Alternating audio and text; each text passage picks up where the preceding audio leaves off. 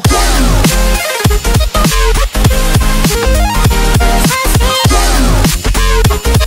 Dans le 20h30 le samedi, Sheila n'a pas hésité à révéler ce que pensait son ami Claude François de son mariage avec Ringo.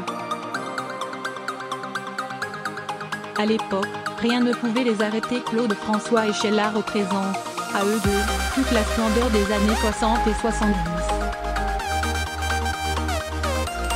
Une période passe tout seul, quelques artistes idolâtrés régnaient en maître sur une jeunesse éprise de liberté. Mais près de 4 décennies plus tard, il n'en reste plus qu'une. Invitée par Laurent Delahousse dans l'émission 20h30 le samedi, Sheila n'a pas hésité à se rendre au moulin de Danemois, la résidence secondaire de Claude François. Une visite chargée d'émotions puisqu'elle n'y avait pas remis les pieds depuis la mort de son ami en 1978. Nous deux, on pouvait se parler de tout, c'était des grandes discussions, affirme alors Sheila à propos de sa relation très fusionnelle avec celui que l'on surnommait Clo-Clo. Quand je me suis mariée à l'époque avec Ringo, ce n'était pas un grand fanat de cette histoire-là.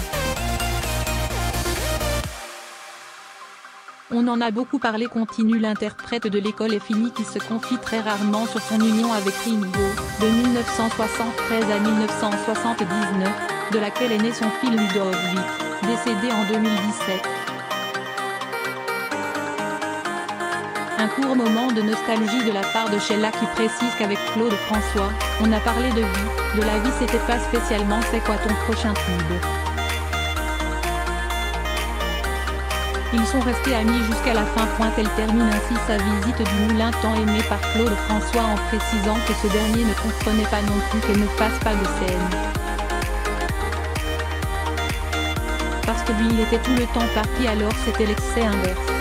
C'est ce qui a fait ce qu'il est, il a fait des tournées absolument invraisemblables, révèle Sheila le sourire aux lèvres.